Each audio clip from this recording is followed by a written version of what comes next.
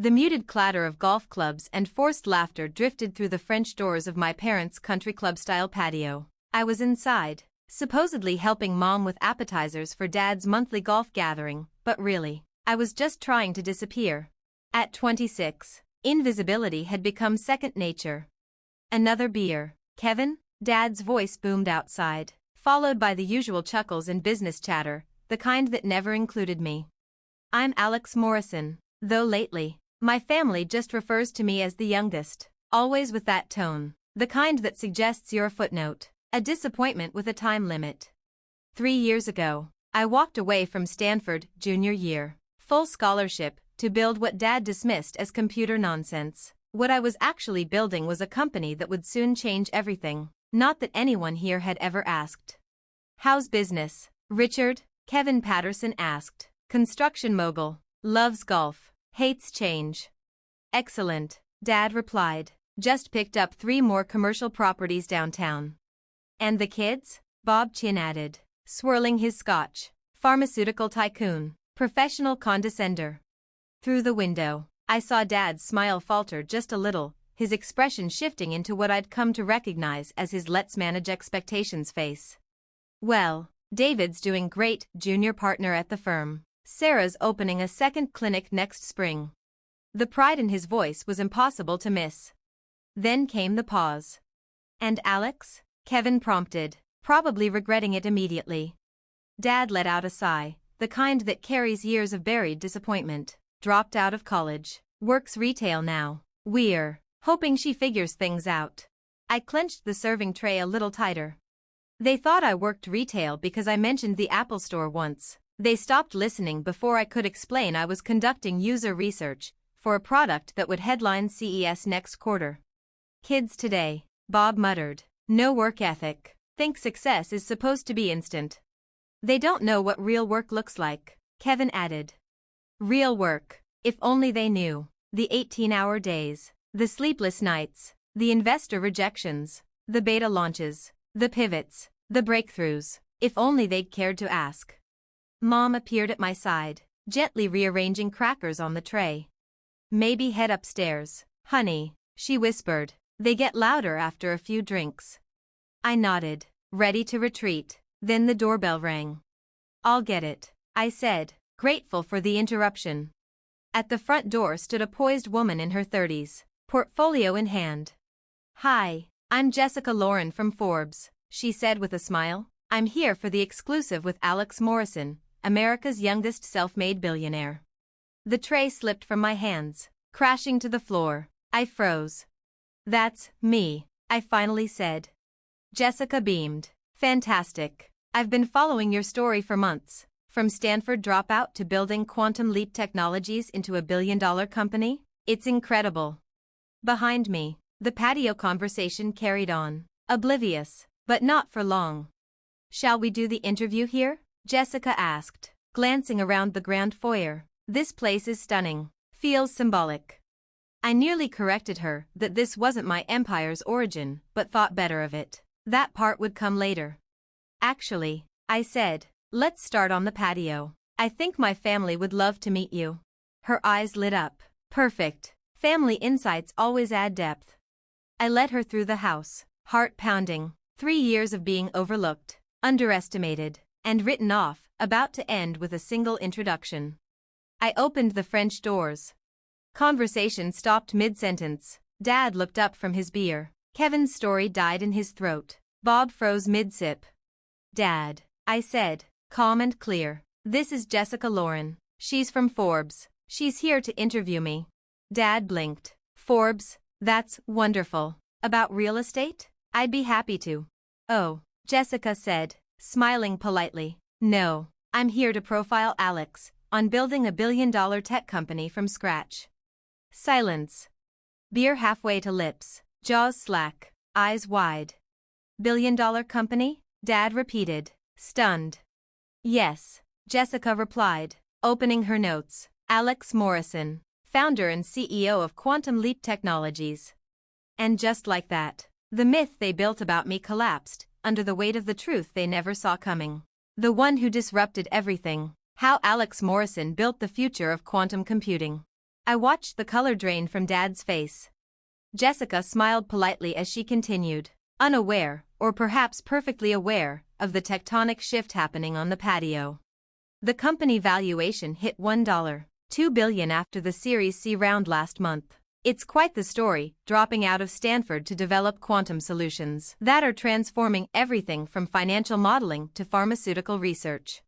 Kevin spoke first, blinking slowly. Quantum computing? Quantum leap technologies, Jessica said brightly. Alex's company built the first commercially viable quantum processors for consumer applications. Microsoft, Amazon, Google, they're all licensing the technology. Bob leaned forward, glass in hand. How much did you say the company is worth? $1.2 billion, Jessica repeated. But Alex's personal equity stake is higher now. After turning down multiple acquisition offers, we estimate her net worth around $800 million. Dad slowly lowered his beer to the table, hands trembling. $800 million? I finally spoke. Actually, it's closer to $950 million as of yesterday. The pharma licensing deals pushed it up. His expression? Not pride, not shame. Something deeper, existential confusion, like the universe had just rewritten itself in front of him. But, you work retail, he said weakly. I do market research at Apple, I corrected. For Quantum Leap, I study how people use current tech so we can design quantum interfaces that feel intuitive. Jessica's pen was flying across her notepad.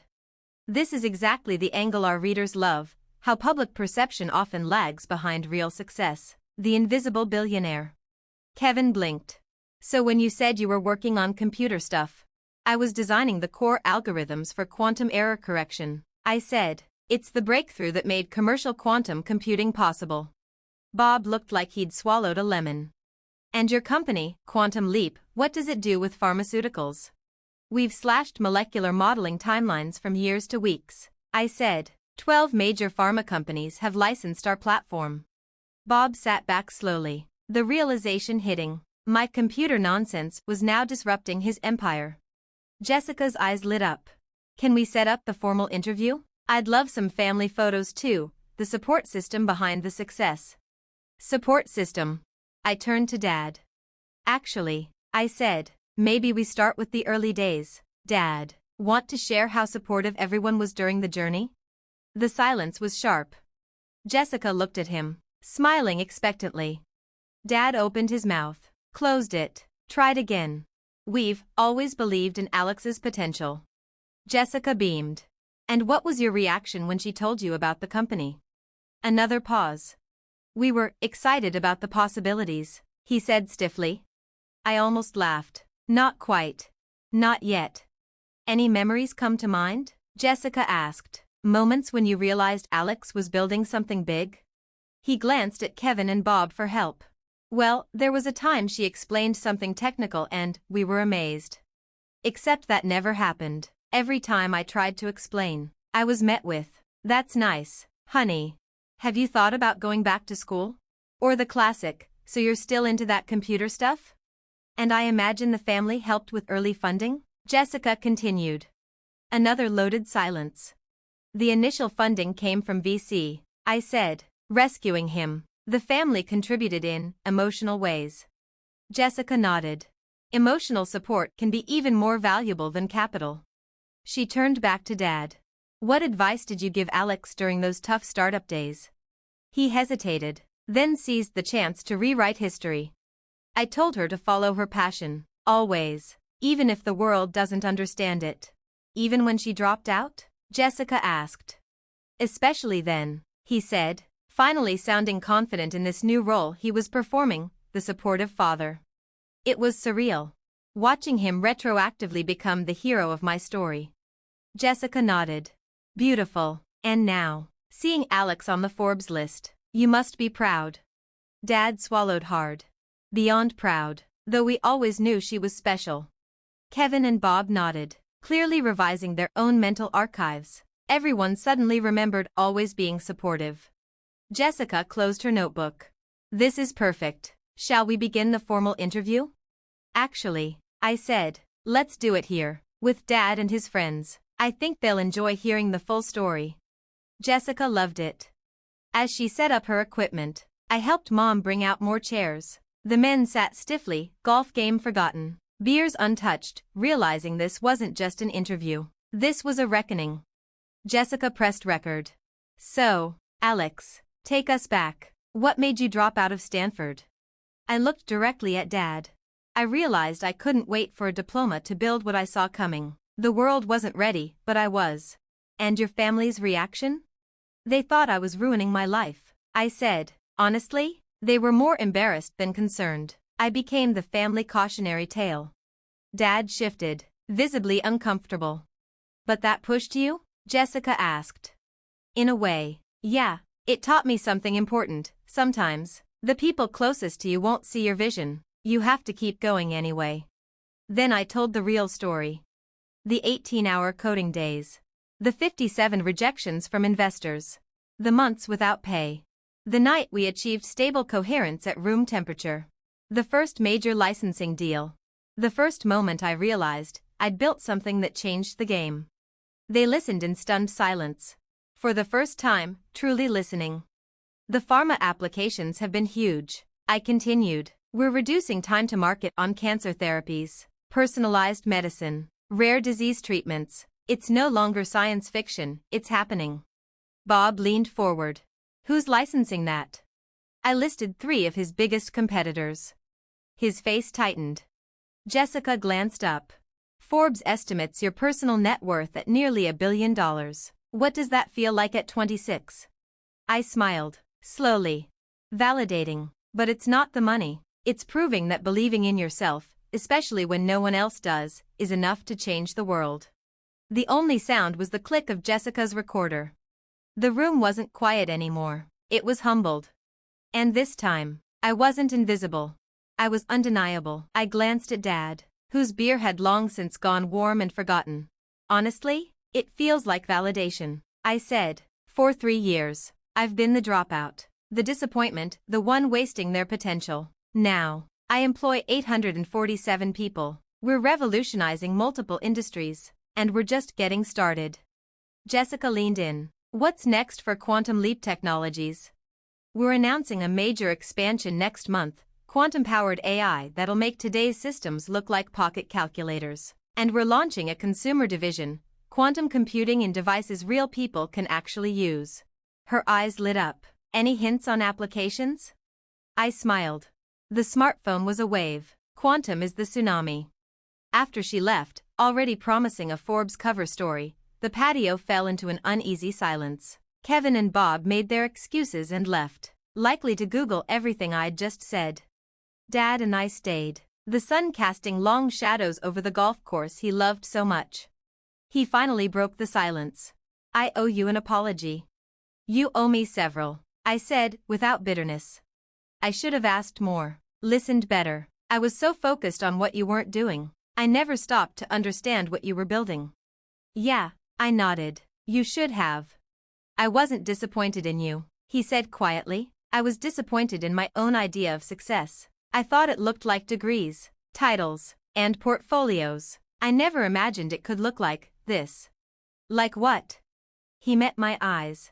Like my kid building something that's going to change the world, and I can't even begin to understand it. We sat in silence, the sunset painting the sky in soft gold and quiet regret. What now? He asked. Now, I said, you get to tell your golf buddies that your disappointment of a kid is worth nearly $1 billion. I smiled. Though I'm sure they'll Google me long before the next tea time. And us? Our relationship? 3 years of distance couldn't be undone in an afternoon, but they didn't have to be permanent either. We figure it out, I said, but next time I tell you I'm building something important, ask a few questions before you roll your eyes. He nodded slowly. Next time. I'll listen. Good, I said, standing, because Quantum Leap is just the beginning. I'd rather you hear about what I'm doing from me, not from a magazine cover. The next morning, my phone exploded. Word had spread through Dad's social circle like wildfire. Suddenly, everyone wanted to reconnect with the family dropout who'd somehow become a tech billionaire.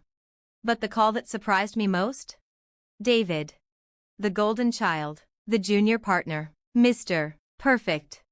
Alex, he said, voice softer than I remembered. I owe you an apology. We all do. You don't owe me anything, I said, but thanks. I heard Forbes is doing a cover story. A pause. Can I ask you about your company? Like, really ask? And really listen this time? For the first time in 3 years, someone in my family sounded genuinely curious, not dismissive, not patronizing, just interested. I'd like that, I said. Sarah called an hour later. Then Mom. Then even Dad again, with questions about quantum computing in real estate applications. 3 weeks later, the article dropped. The dropout who disrupted everything. Full-page photo. Me in the foyer. The billionaire they didn't see coming. It told my story, from Stanford dropout to tech pioneer. There were quotes from family members about their unwavering support. I didn't correct them. Let them have their version. The truth was more complicated and less useful. What mattered was the future. 6 months later, Quantum Leap's consumer division launched to record-breaking demand. Our quantum-powered smartphones made headlines worldwide. Pharmaceutical breakthroughs were accelerating in ways researchers once called impossible. But the biggest change wasn't public. It was private. My family started asking better questions. Dad began reading tech journals. Sarah explored quantum applications in diagnostics. David dove into legal implications for emerging technologies. They didn't become experts. But they became curious. They became supportive. They became present. Family gatherings shifted. Real estate and golf took a back seat to questions about algorithms and innovation. No more pity when I talked about work. No more sidelong glances. Just interest. 1 year after the Forbes article, Dad hosted another golf event. This time, when Kevin asked about the kids, Dad smiled differently. Alex just announced a NASA partnership, he said. Quantum computing in space exploration. The company's valued at $3.2 billion now. Bob's eyebrows rose. You saw this coming? Dad hesitated. And for a moment, I thought he might tell the truth about all the years he dismissed me. Instead, he smiled. Let's just say Alex taught us all something about not judging success by conventional standards. It wasn't the truth. But it was growth. And sometimes, growth matters more than being right. I listened from the kitchen, no longer hiding, no longer ignored. This time, I'd join them not as the disappointment, but as their equal. From dropout to disruptor.